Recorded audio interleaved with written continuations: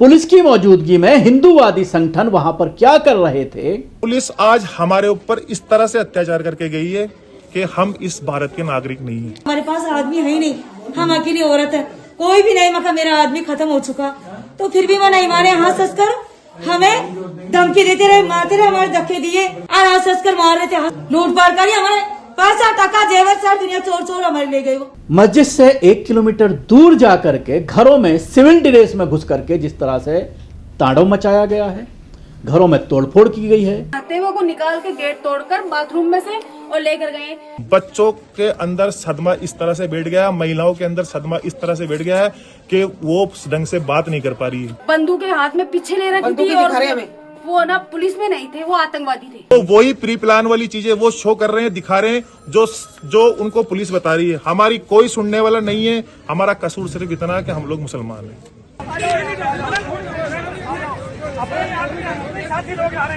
पुख्ता सबूत है कि मुसलमानों ने ही पत्थरबाजी की शुरुआत की थी। रिजर्व पत्थर लगा दिया गया है, पूरे क्षेत्र का एरिया डोमिनेशन किया जा चुका है। जो संदिग्ध थे उनको राउंड अप किया गया, उनसे पूछताछ की जा रही है और उनमें जो भी मुलजिम होंगे उनको गिरफ्तार भी किया जाएगा। जो एक तरफा कार्रवाई की जा रही है उस पर सवालात खड़े होना वाजिब भी हैं। इसी को लेकर आज मैं पूरी ये रिपोर्ट आपके सामने पेश कर रहा हूं।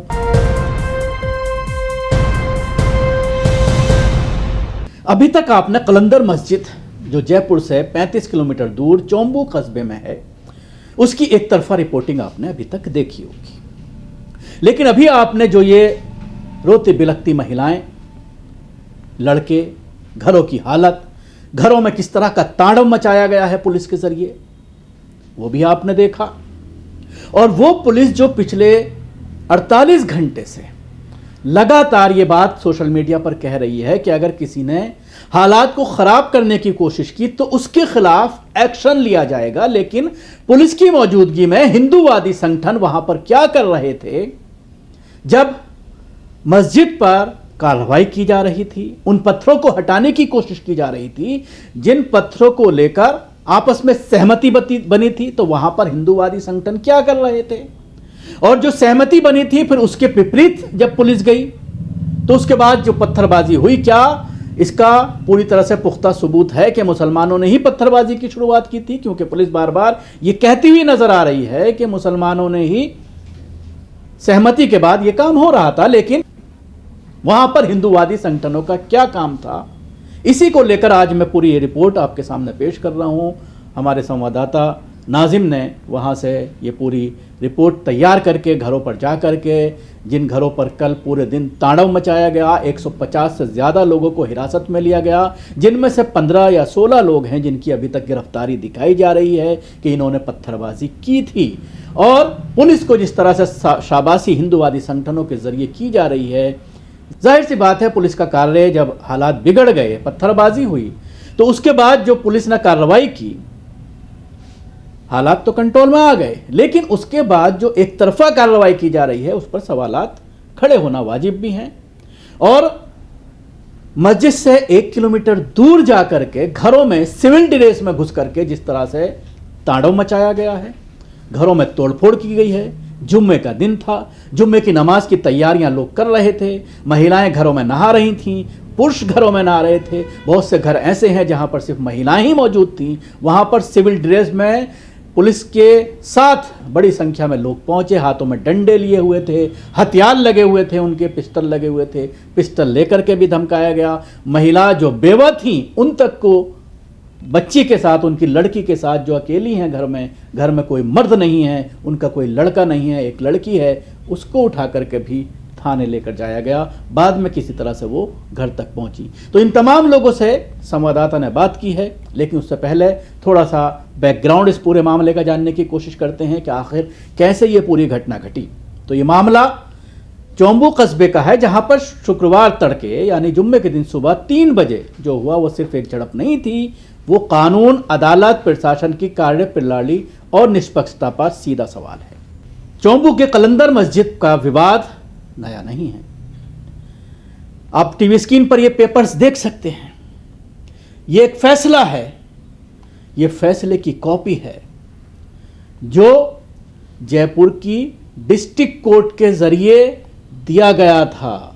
और इस फैसले में साफ साफ आप लिखा हुआ देख सकते हैं कि दोनों पक्ष, जिसमें मस्जिद कमेटी के भी लोग हैं और जिसमें हिंदू पक्ष भी मौजूद है, बड़ा पुराना ये मामला है, बड़ा पुराना ये फैसला है जो आप टीवी स्क्रीन पर देख रहे हैं। इस फैसले में स्पष्ट तौर पर लिखा हुआ है कि फर्दर कोई कंस्ट्रक्शन मस्जिद के अंदर नहीं किया जाएगा, मस्जिद की स्थिति ज्यों की त्यों रहेगी, इसको जो है हटा इसी स्थिति में रखा जाएगा। और उसके बाद ये फैसला 23/12/1987 का है, जिसमें एडिशनल डिस्ट्रिक्ट जज का ये फैसला है, जिसमें बोधूराम और उसके साथ 5 और हिंदू पक्ष के लोग हैं। उधर मुस्लिम इंतजामिया कमेटी और 14 दूसरे लोग हैं जिनके नाम इस फैसले में लिखे हुए हैं। और उसमें ये कहा गया है कि पोजीशन इसकी एज इट इज़ रहेगी। इसका जो फैसला दिया गया था, ऑनरेबल जज जो हैं प्रेम शंकर असोपा, उनका नाम आप इस फैसले में देख सकते हैं।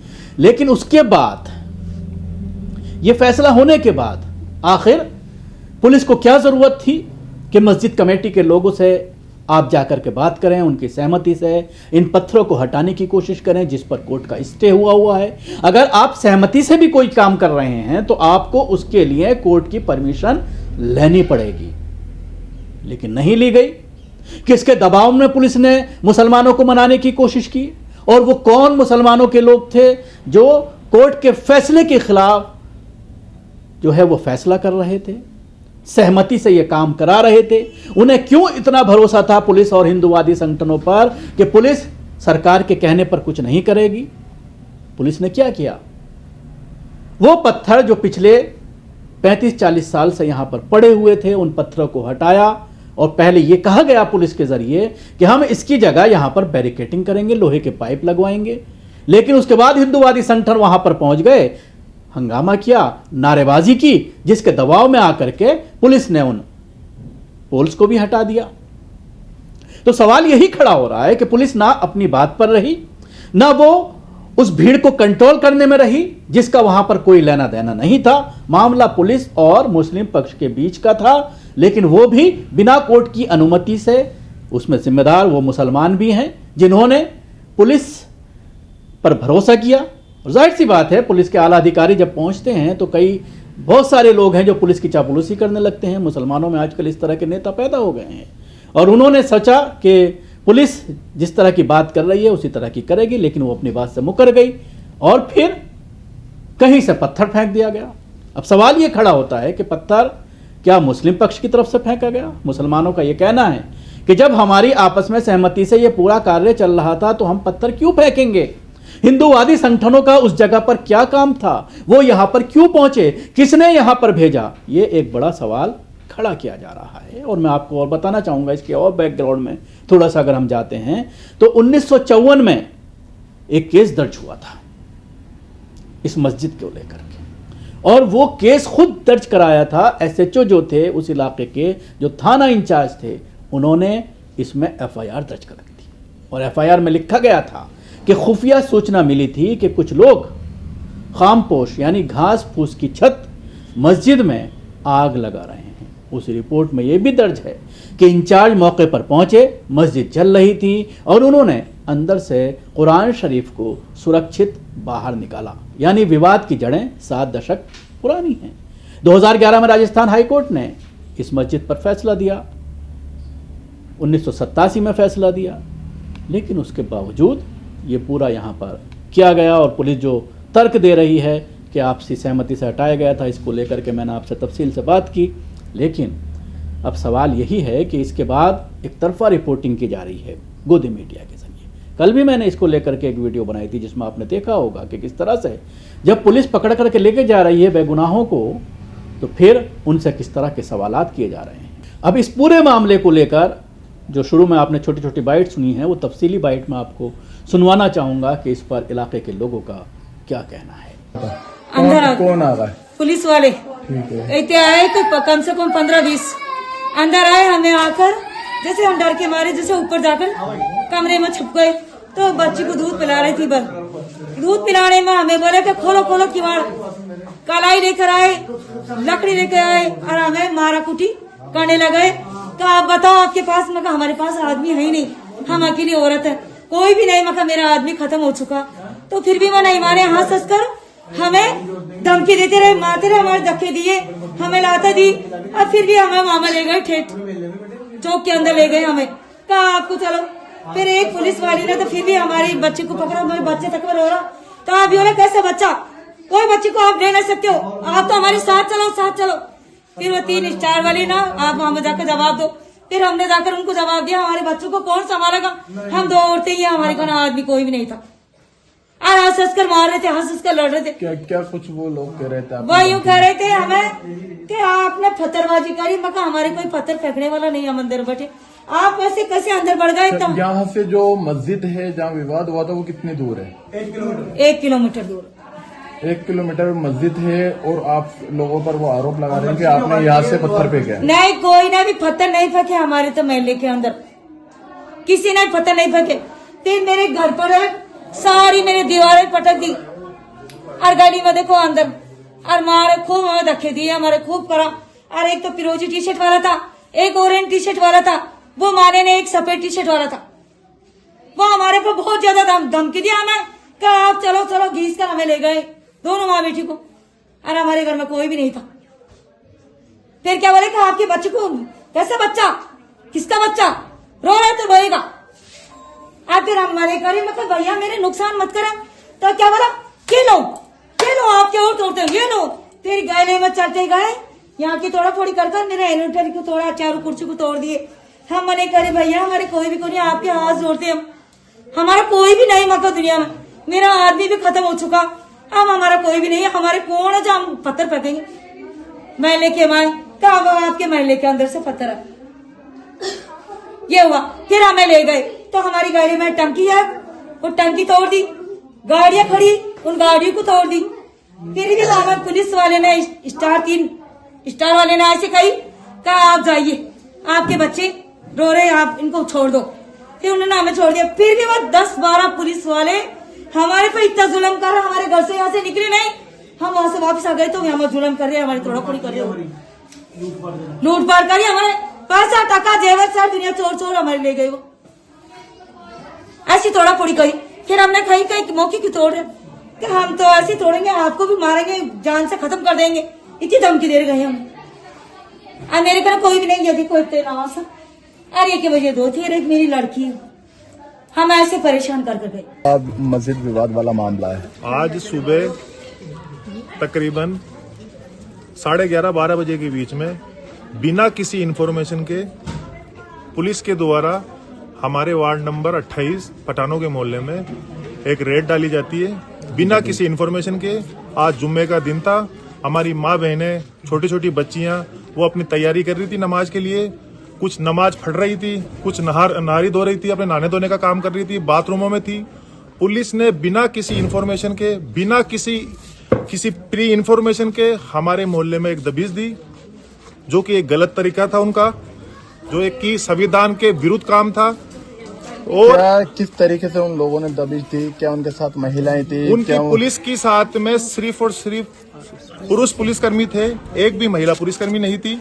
और उन्हीं जो पुरुष पुलिसकर्मी थे, उन्होंने महिलाओं के साथ में बहुत ही अभद्र व्यवहार करा, गाली गलौज करी, और उनको इतने ऐसे टोन में उनसे बात करी जो एक महिला को हम लोग नहीं बोल सकते।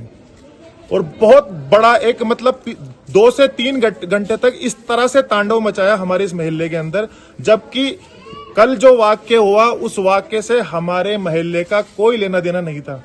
लेकिन पुलिस ने बिना इंफॉर्मेशन के हमारे मोहल्ले के अंदर आकर के इस तरह से आज 2 से 3 घंटे तक लगातार तांडव मचाया पुलिस ने, और महिलाओं के ऊपर मकानों के ताले तोड़े, अलमारियां घरों में रखी हुई थी उनके ताले तोड़ दिए, घरों की जो खिड़कियां विंडो को उनको तोड़ दिया, घर के अंदर जो अलमारियों के अंदर, जो तिजोरियों के अंदर जो महिलाएं अपना गहना पैसे वगैरह रखती है, उनका हमारे कोई अता पता नहीं है कि वो कहाँ गायब हो गए, उनको कौन लेकर चला गया उनको, और अभी तक मतलब वो उनकी वो चीजें मिली नहीं है। और हमारे मोहल्ले के अंदर बाहर जो चौक में मोहल्ले के बच्चों की जो बाइकें गाड़ियां खड़ी हुई थी, पुलिस ने उन पे भी सीधे वार करे, उनकी हेडलाइटें और उनके नंबर प्लेटों वगैरह को उनको भी नुकसान पहुंचा है।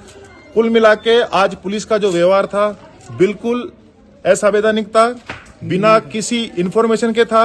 और पुलिस आज हमारे ऊपर इस तरह से अत्याचार करके गई है कि हम इस भारत के नागरिक नहीं हैं। और जो पुलिसकर्मी, जो मैक्सिमम पुलिसकर्मी जो जिन्होंने ये तांडव करा है, ना तो वो वर्दी में थे, ना उनका कोई बैच था, ना उनकी कोई नंबर, उनकी नेम प्लेट थी, ना हमें ये पता था कि ये पुलिसकर्मी है भी या नहीं है। बिना किसी इंफॉर्मेशन के उन्होंने गाली गलौज करते हुए मतलब महिलाओं के साथ में इस तरह का तांडव करा है। और छोटे छोटे बच्चे जो स्कूल में पढ़ने वाले बच्चे हैं, जिनका इस वाक्य से कोई ताल्लुकात नहीं था, उन छोटे छोटे बच्चों को जो 10-10, 12-12 साल के बच्चे हैं, उनको घसीट करके पुलिस गाड़ी में पटक करके और थाने लेकर गई है उनको। जबकि उन छोटे छोटे 10-10, 12-12 साल के बच्चों का क्या इस चीज से क्या ताल्लुकात है, वो इन चीजों को समझते नहीं है। आज माहौल ये है, हमारे पिछले 4-6 घंटे से ये माहौल है, बच्चों के अंदर सदमा इस तरह से बैठ गया, महिलाओं के अंदर सदमा इस तरह से बैठ गया है कि वो ढंग से बात नहीं कर पा रही है। और हमारी पीड़ा सुनने के लिए कोई नेशनल, कोई लोकल मीडिया कर्मी यहाँ नहीं आया आज सुबह से। सिर्फ वो वही प्री प्लान वाली चीजें वो शो कर रहे हैं, दिखा रहे हैं जो उनको पुलिस बता रही है। हमारी कोई सुनने वाला नहीं है। हमारा कसूर सिर्फ इतना है कि हम लोग मुसलमान हैं। जो यहाँ पर आए थे सिविल ड्रेस में ही थे और हमें पता नहीं वो पुलिस वाले थे कौन थे, और जेंट्स थे, कोई लेडीज नहीं थी। और नहाते हुए को निकाल के गेट तोड़कर बाथरूम में से और लेकर गए।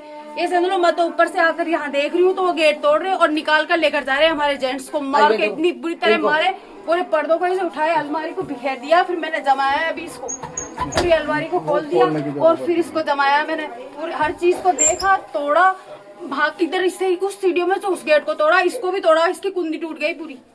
इस कदर मतलब बहुत ही भयानक आदमी थे वो। बंदूक के हाथ में पीछे ले रखी थी और वो ना पुलिस में नहीं थे, वो आतंकवादी थे। अब जिस तरह के गंभीर आरोप लगाए जा रहे हैं कि सिविल ड्रेस में थे, आपने देखा कि जामिया मिल्लिया इस्लामिया में जब CAA NRC को लेकर पुलिस ने हमला किया था, जिस तरह से पीटा जा रहा था, तो उसमें बड़ी संख्या में लोग मौजूद थे। और उस वक्त भी ये सवाल खड़ा हुआ था कि पुलिस के साथ अब हिंदूवादी संगठन के लोग सिविल ड्रेस में पहुँचते हैं और फिर वो अपने खुन्नस मुसलमानों पर किस तरह से निकालते हैं। आप देख सकते हैं जब लिंचिंग की जाती है, किस तरह से मारा जाता है मुसलमानों को, जमीनों में इनके मुसलमानों के खिलाफ कितनी नफरत भरी हुई है। तो जाहिर सी बात है, जब पुलिस की मौजूदगी में ये हिंदूवादी संगठन मुसलमानों के घरों में न सिर्फ तोड़फोड़ करेंगे, बल्कि जो इनकी आदत है 500 रुपये की रोज़ाना जो इनका खर्चा है, पेट्रोल डलवाना है गाड़ी में, शाम को पौवा लगाना है, तो उसका खर्चा निकालने के लिए ऐसे मौक़ों को ये लोग गनीमत जानते हैं। और फिर तोड़फोड़ की गई है, अलमारियां तोड़ी गई हैं, ज्वेलरी और कैश तक जो है वो छीन करके ले गए हैं।